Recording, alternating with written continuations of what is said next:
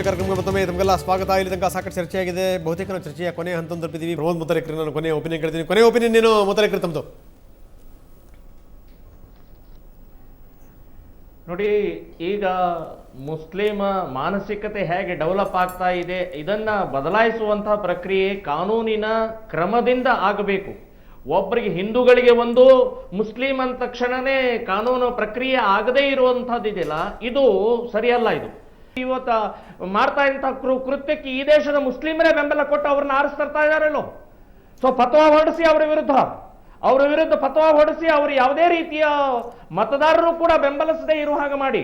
ಹೇಳ್ತೀರಿ ಸರ್? ನಾನು ಈಗಾಗಲೇ ಚರ್ಚೆ ಎಲ್ಲ ವಿಚಾರ ಪುನಃ ಪ್ರಸ್ತಾಪ ಮಾಡಲಿಕ್ಕೆ ಇಚ್ಛೆ ಪಡೋದಿಲ್ಲ.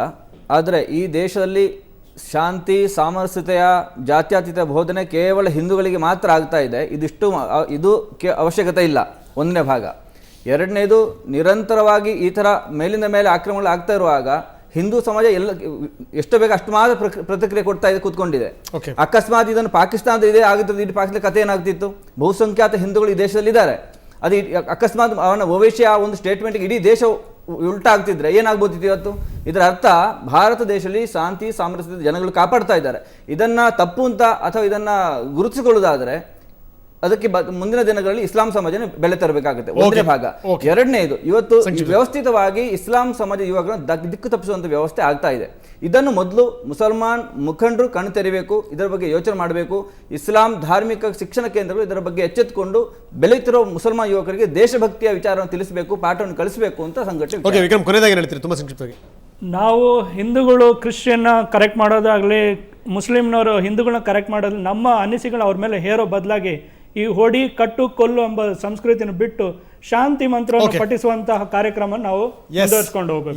ಪ್ರತಾಪ್, ಕೊನೆಯದಾಗಿ ಸಂಕ್ಷಿಪ್ತವಾಗಿ.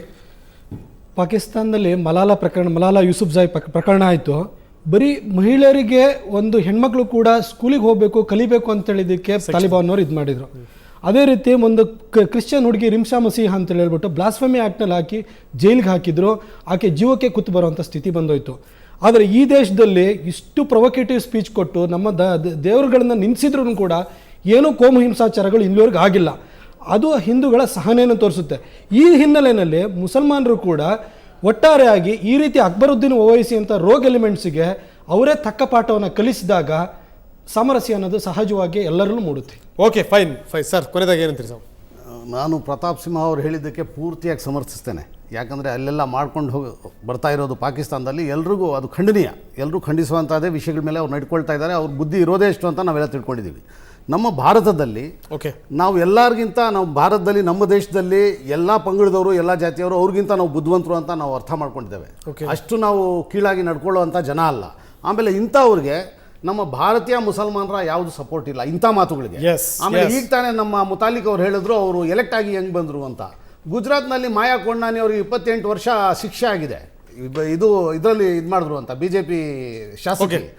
ಅಂಥವ್ರು ಹೆಂಗೆ ಎಲೆಕ್ಟ್ ಆದ್ರು ಅಂತ ಕೇಳಿದ್ರೆ ಅದಾಗೋದಿಲ್ಲ. ಇಂಥವ್ರಿಗೆಲ್ಲ ಏನೇನು ನಿರ್ಬಂಧನೆ ಇದೆಯೋ ಅದೆಲ್ಲ ನಿರ್ಬಂಧನೆ ಹಾಕಬೇಕು. ನಾವೆಲ್ಲ ಖಂಡಿಸಬೇಕು, ಮುಸಲ್ಮಾನ ಖಂಡಿಸ್ತೀವಿ, ಫತ್ವಾನು ಹೊರಡಿಸ್ತೀವಿ. ಫೈನ್ ಸ್ವಾಮೀಜಿ, ಕೊನೆಯದ ತಾವೆಲ್ಲ ಈ ವಾಸ್ತವತೆಯನ್ನು ನಾವು ಸರಿಯಾಗಿ ಅರ್ಥ ಮಾಡ್ಕೊಳ್ದೇ ಇದ್ರೆ ನಾವು ಭವಿಷ್ಯ ನಿರ್ಮಾಣ ಮಾಡಲಿಕ್ಕೆ ಆಗೋದಿಲ್ಲ. ನಮ್ಮ ದೇಶದ ಬೆಳವಣಿಗೆಯನ್ನು ಒಪ್ಪದೇ ಇರುವಂಥ ಕೆಲವು ದೇಶದ್ರೋಹಿ ಶಕ್ತಿಗಳು ಇಂಥ ತಲೆಕೆಟ್ಟ ವ್ಯಕ್ತಿಗಳನ್ನು ಉಪಯೋಗಿಸ್ಕೊಂಡು ಈ ಸಾಮರಸ್ಯವನ್ನು ಕದಡುವಂಥ ಕೆಲಸ ಮಾಡ್ತಾಯಿದ್ದಾರೆ. ಇದರ ಬಗ್ಗೆ ನಾವು ನೀವು ಅಂತ ಅನ್ನುವಂಥ ಕೈ ತೋರಿಸಿ ಮಾತಾಡುವಂಥ ಲೆಕ್ಕಾಚಾರಕ್ಕಿಂತಲೂ ಇಬ್ಬರು ಸಾಮರಸ್ಯವನ್ನು ಎಲ್ಲಿ ಕೂಡಿಸ್ಬೇಕು ಅಂತ ಅನ್ನೋದ್ರ ಬಗ್ಗೆ ನಿರಂತರವಾಗಿ ಎಚ್ಚರವಾಗಿ ಮಾಡಬೇಕಾದಂಥ ಕೆಲಸಗಳಿವೆ.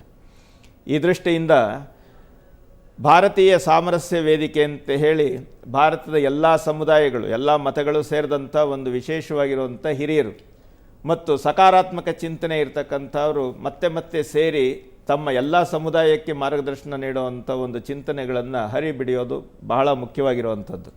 ಈಗೆಲ್ಲ ಬರೀ ಸಕಾರಾತ್ಮಕ ಇಲ್ಲ, ಬರೀ ನಕಾರಾತ್ಮಕವಾದ ಆಲೋಚನೆಗಳ ಬಗ್ಗೆನೇ ನಾವು ಕಿತ್ತಾಡ್ತಾ ಇದ್ದೀವಿ. ನಾವೆಲ್ಲಿ ಒಂದುಗೂಡ್ತೇವೆ ಅಂತ ಅನ್ನೋದ್ರ ಬಗ್ಗೆ ಯಾರೂ ಚಿಂತನೆ ಮಾಡ್ತಿಲ್ಲ, ಯಾರೂ ಅದ್ರ ಬಗ್ಗೆ ತಲೆನೇ ಕೆಡಿಸ್ಕೊಂಡಿಲ್ಲ. ಈ ಬಗ್ಗೆ ಸ್ವಲ್ಪ ಹೆಚ್ಚು ಆಲೋಚನೆ ಮಾಡಬೇಕಾದಿದೆ.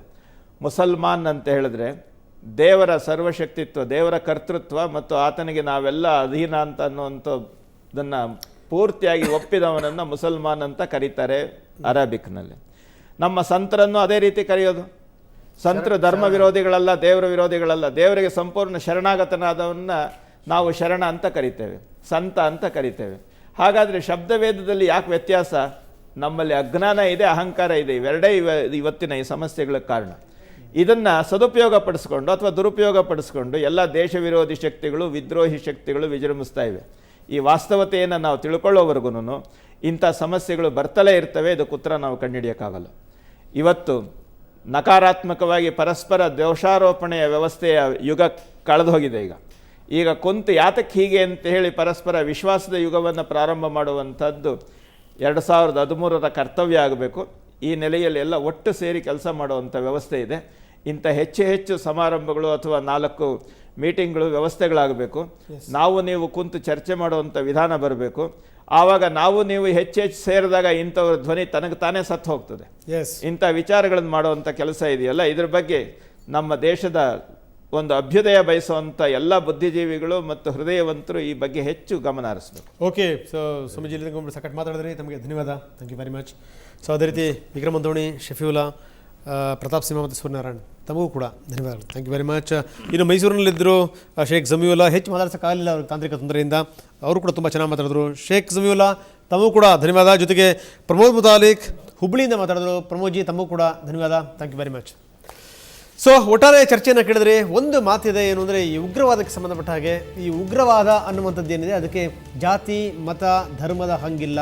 ಯಾರು ಉಗ್ರರೋ ಅವರು ಉಗ್ರರು ಮಾತ್ರ, ಅವ್ರನ್ನ ಯಾವುದೇ ಒಂದು ಧರ್ಮಕ್ಕೆ ಸೇರಿಸಂಗಿಲ್ಲ ಅಂತ. ಅದೇ ರೀತಿ ಈ ಉಗ್ರವಾದಗಳನ್ನು ಯಾರು ಮಾಡ್ತಾರೆ, ಈ ರೀತಿ ಹುಚ್ಚು ಹೇಳಿಕೆಗಳನ್ನ ಯಾರು ಕೊಡ್ತಾರೆ, ಅವರೂ ಕೂಡ ಇದೇ ಕ್ಯಾಟಗರಿಗೆ ಸೇರುವಂಥವ್ರು.